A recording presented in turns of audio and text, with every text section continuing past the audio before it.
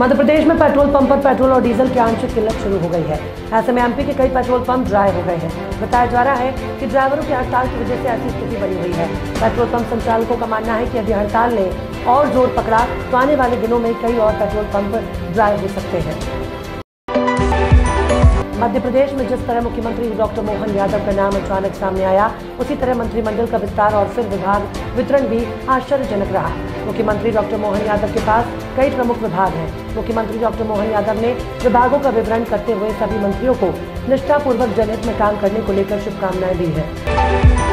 22 जनवरी को होने वाले अयोध्या में राम मंदिर प्राण प्रतिष्ठा आयोजन को लेकर भी तैयारियां जोर शोर से पूर्ण की जा रही हैं। इसी कड़ी में विशेष मेहमानों के साथ साथ श्रद्धालुओं के भी भारी संख्या में अयोध्या पहुंचने का अनुमान लगाया जा रहा है।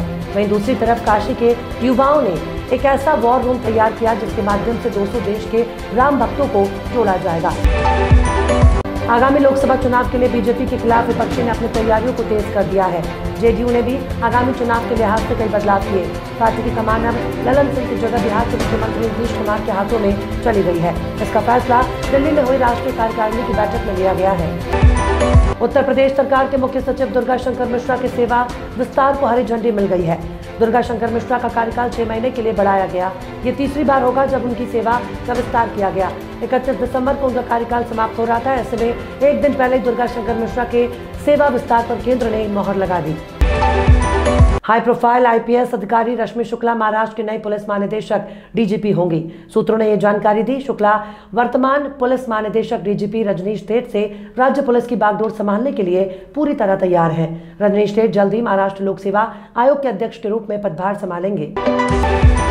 उद्धव ठाकरे ने मुंबई में पत्रकारों से कहा कि टिकट वितरण सुचारू रूप से होगा और उन्होंने कांग्रेस अध्यक्ष मल्लिकार्जुन खड़गे और पार्टी नेता राहुल गांधी से बात की है। इससे पहले संजय राउत ने यह भी कहा था कि सीट बंटवारे को संबंध में कांग्रेस के साथ उनकी बातचीत बिल्कुल शून्य से शुरू होगी, क्योंकि राज्य में उसके पास कोई भी सीट नहीं है।